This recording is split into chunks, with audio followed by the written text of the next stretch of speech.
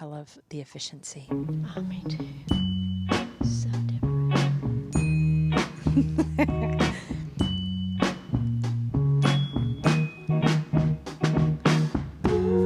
Well, hello, everyone, and welcome to the very next episode of The Remedy with Tova Sido and Janice Gaunt and Tom Bridwell. Woot Woot. yeah, here we are. The gang's all here. That was a good little whistle, Tom. That was. I wish I could do like the baseball. I can. Oh, one. I've always wanted to do the Me baseball too. whistle. I can can't. not with that, but with my hands like this. Oh, see, I would do. I wish I could do it anyway. I used to have the longest, loudest whistle that I would always, when Kurt and I were married and he spent a lot of time in New York, and I would go and I would always hail the cabs, and I would have contests with the guys on the street. And I always won. That's I had amazing. A loud whistle. The other day Tom was out. We were throwing the ball to Buddy, and I got it back, but it wasn't quite as loud or long as it was. But I'm working on it. It's impressive. See, yeah, skills. It's pretty skills amazing. you have that we didn't even know. I can stick my tongue up my nose. I can too. do. I can do that. I'm pretty proud of that one. Me too. Hey, Tom, I was thinking a lot of people, my brother was like, T, you need to get your podcast on YouTube. I'm like, hey, I have it on YouTube. And so I think we need to say that more often than we do. So, Tom, will you remind people how to watch us? If people want to watch us instead of just listening to us? Go to YouTube and do a search for The Remedy with Janice, or with Tova and Janice. The Remedy with Tova and Janice, and all of the episodes will pop up. Fab. Yeah. Just that You easy. can subscribe, and then you'll always get the notices whenever they drop on Monday night. Is it a notification on your phone or is it an email? Yeah, anytime you subscribe for anything on YouTube, anytime that person posts something, it notifies you that they have posted something. Oh. So every week, if you subscribe to The Remedy, which we I have don't our even own little subscribe. page.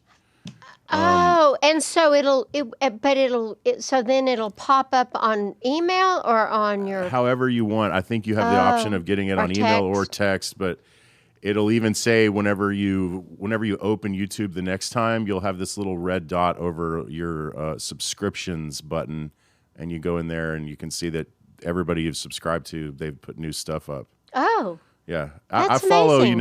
I don't know how many people on YouTube, maybe 70 people, and every time they put a new post up, I've got my notifications turned off on my phone because it gets a little annoying. So what did you subscribe to? What sort of things? Podcasts? Other podcasts? There's mostly bands and a lot of comedians, but a lot of bands in particular, because anytime they put something New whether out. a new song or a new video or anything, You'll get notified. You find out immediately. That's Which is cool. efficient. Yeah, it really So is. if you want to watch the podcast instead of listen to it, that has been an option ever since I came into the fold. Right. We've got all of them up ever since Good. I started. I think it's like That's 50. so good. That's amazing. There's, what I've kind of gotten into a little bit are reels. Do you watch reels? I love on reels. Instagram. I love reels. You There's- send me some and I love them all. I sent you the dancing UPS guy. Oh, I follow How him now. good is he? I follow him now. Oh my God. He is so much fun to watch, and he's a real UPS delivery person. Yeah. It's not a bit. It's real. Yeah. I'm like, I love that guy. And the I wanna be comedians, friends. I love the comedian reels because they're just They're hilarious. so and funny. short. And it's just such a little brighter, like a brighten up your day Yeah. deal. Yeah. It's just I like silly. it too. Agreed. Okay, today we are finishing up what we started last week. We need to thank our sponsors, JR and Carrie from California. Thank you. Thank you so much for sponsoring this episode. I just love those people. And we love and appreciate all of our sponsors very, very much. So this is the second week, a continuation of what we started last week, of an article that Janice found in Psychology Today. And the title is 20 Expert Tactics for Dealing with Difficult People. Voila. Yeah. So we are on number 11. You want to start us off, Janice? Sure. Don't return anger with anger. Raising your voice, pointing your finger, or speaking disrespectfully to the other person will add fuel to an already heated situation. Use a low, calm, even monotone voice. Don't try to talk over the person. Wait until the person takes a breath and then speak. That is something that's not easy to do, but as a grown-up, I've learned to be able to do that. Which part? Just to not being disrespectful to the other person. Not not meeting anger pointing my with anger. finger or adding fuel to, speaking disrespectfully or anything like that. I've learned to just kind of be quiet until there's a pause. And then you figure out what you're going to do from that, But I just think that going at somebody because they've gone at you doesn't work. Oh, that's kind of what we ended with last week. That same with number 10 was don't act defensively. Number 11 is don't return anger with anger. Both of those things is not going to move you towards resolution. No. And that's what we're after. That's right. Yeah. Solution, resolution, amicable, finding some middle ground that what's interesting and what I'm sure you find this fascinating with couples that you counsel. So many couples, they want to be right. Oh, and yeah. Not only do they want to be right, they want their partners to be wrong. And just like you said last week, that means there's a winner and a loser. And if there's a winner, that means there's a loser. And if there's a loser, the relationship is losing. Yes. And that's just not kind. It's not loving. It's not a productive way to move to resolution. Yeah. And that should always be the goal. Yeah. I tell couples, I say, I want you to imagine that pretend your problem is like you on a tennis court. And instead of volleying back and forth, I need one of you to run to the other side, get on the same side of the court and fight the problem instead of each other. Yeah. And as soon as you start fighting the problem, then you're on the same team working towards resolution. Yeah. And that visual helps people a lot. Yeah, that is a good visualization. Mm-hmm. Yeah. Because people spend so much time wanting to be right. And debating reality. Yep. One another. That's not what I said. Yeah. Oh, yes, God. it is. You did not. You said that. I mean. When people do that, I want to be like, let me go get some pacifiers. And so I can put them in your mouth. Yeah. Until you both grow up a little bit and we can work this out in I know. adult way. I mean, to debate reality is insanity. The biggest waste of time. Yeah, it is. I just hear you did. You did too. Yeah. I saw you. Or I heard you. That might be one of the worst sounds in the vocabulary. Number 12, don't argue or try to convince the other person of anything. And you know what? That can be hard for people to do. Heck yeah, that's hard for me to do. We think we know. And even if we do know, sometimes the other person doesn't care. And we're wasting. Or doesn't want to know. I spend, this is something I struggle with. I really want to convince the person of my experience or my truth or my feelings. Or I try to do a lot of convincing. And in my convincing, I talk too much. I use too many examples. Like, I can wear people out. I mean, Carter has told me, Ma, I got it. Yeah. And I'm like, okay, sorry. Yeah. Okay. I'll back up now. That's funny. Okay, 13. Keep extra space between you and the other person. Your instinct may be to try to calm the other person down by putting your arm on theirs or some other similar gesture that may be appropriate in other contexts. But if someone is already upset, avoid touch as it might be misinterpreted. Interesting.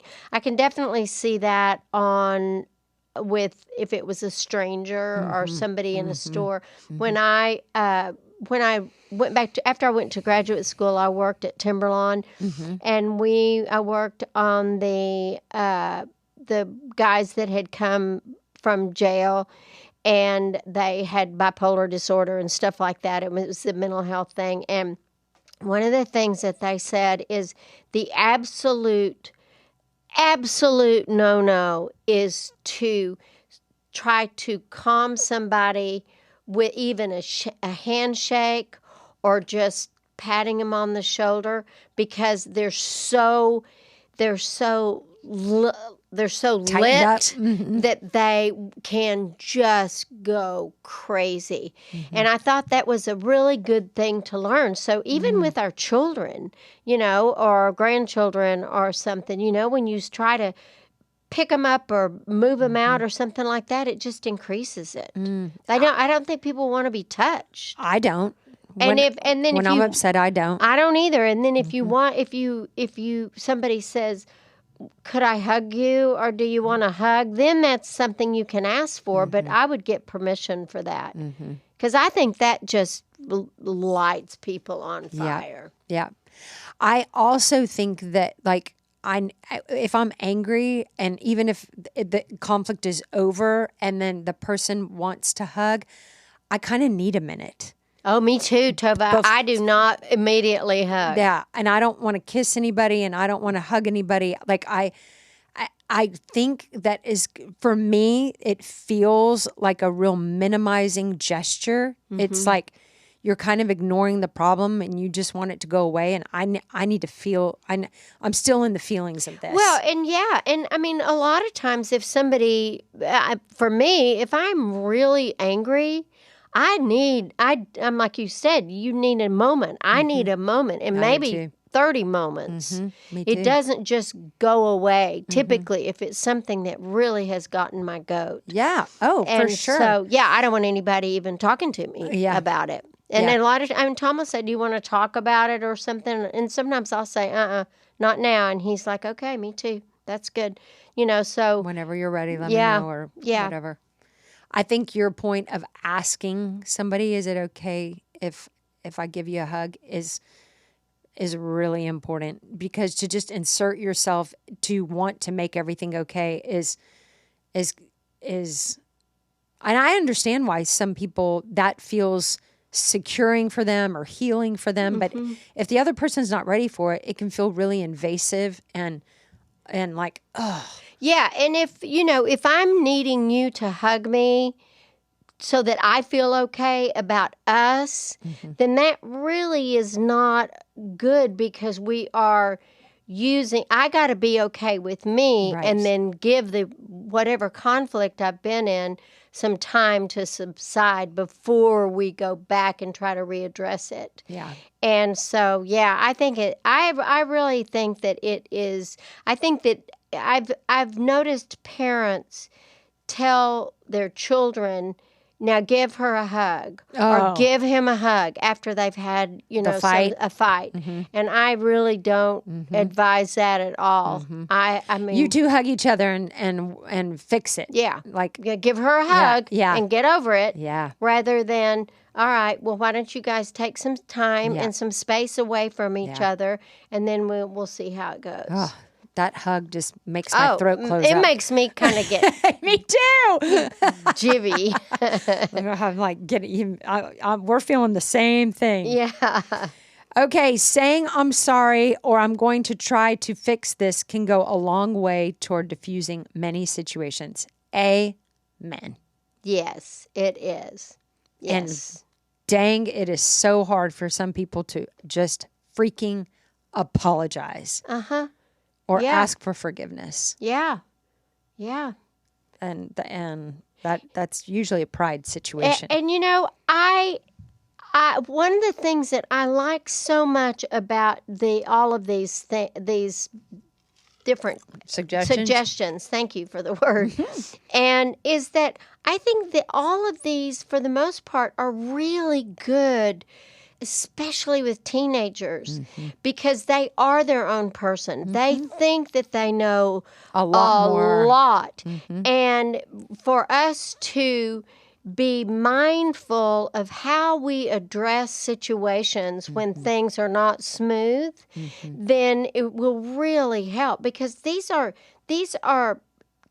kids have hormones raging through their body, and we tell them, grow up, don't make, and they're not grown up, but they think they're close, and they think they know everything. So we just I just think all of these would be really handy for people to use with their kids. I could not agree more.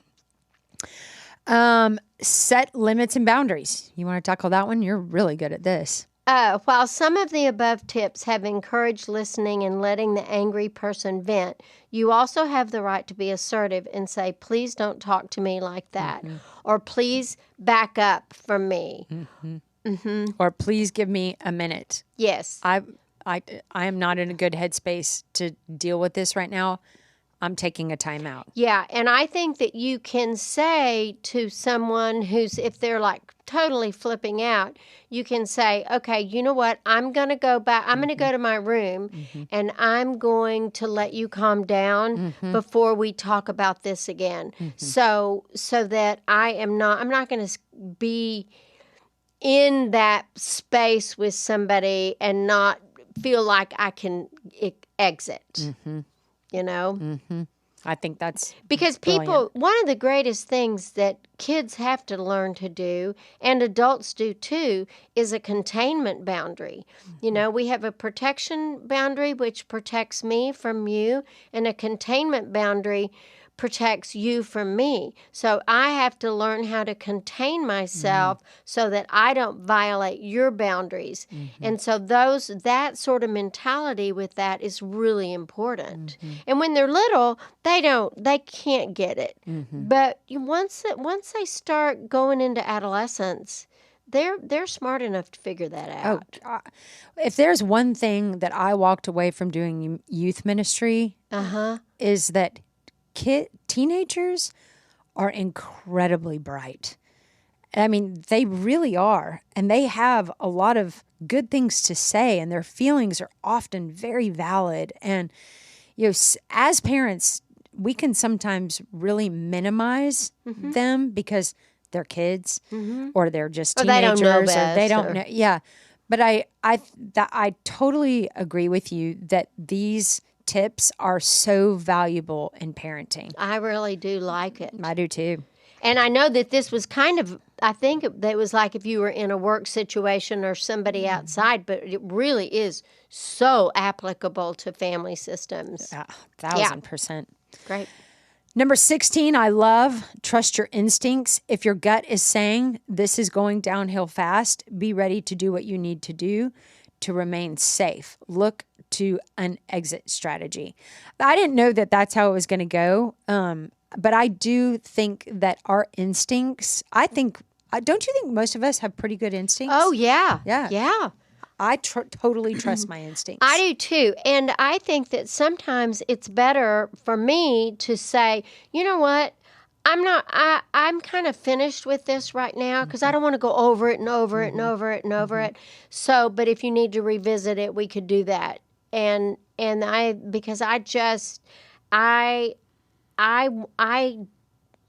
not going to allow myself to be just abused with somebody's behavior. No way. Emotionally even. Yeah. Yeah. Especially. I don't have to stand there and listen to somebody gripe at me for an hour. No. Yeah. Okay, you take 17. Okay, one response does not fit all. You have to remain. That's a good one. You have to remain flexible. Although these guidelines have proven effective in de-escalating tough situations, every person is unique and may respond differently. Love that. I do too.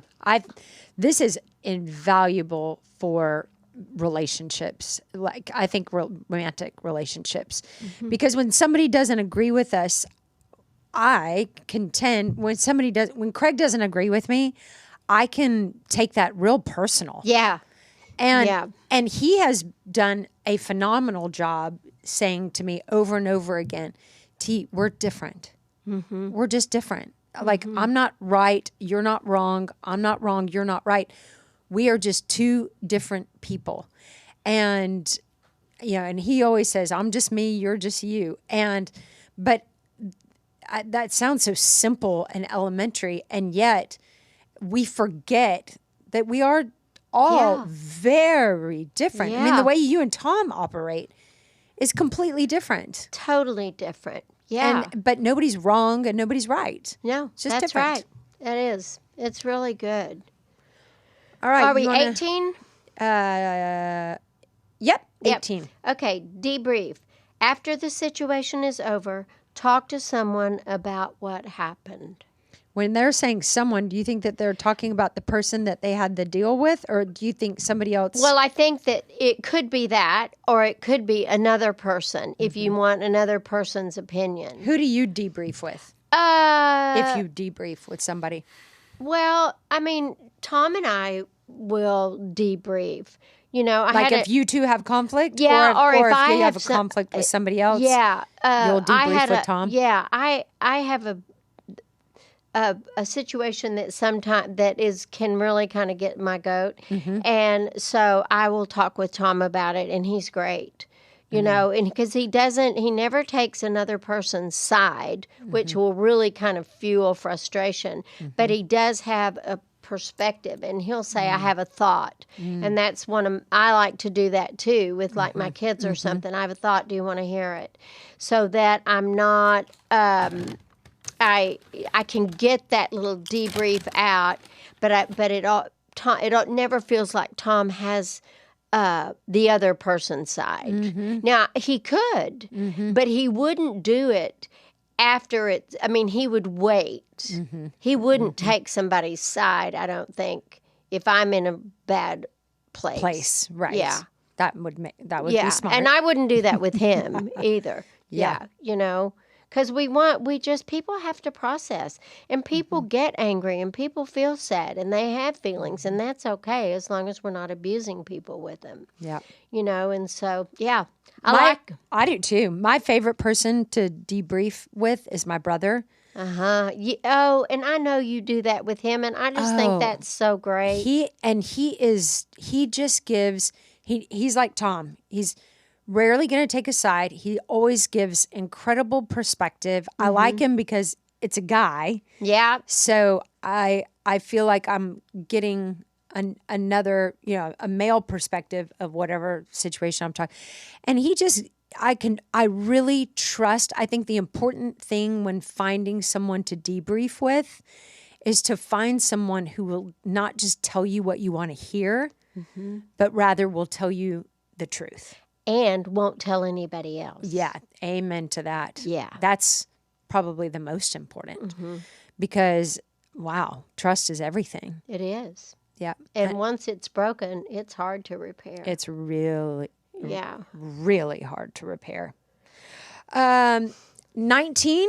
Go ahead. Discharge your own stress. You had to put your natural reactions on hold for a while. Now it's time to discharge some of that pent-up adrenaline.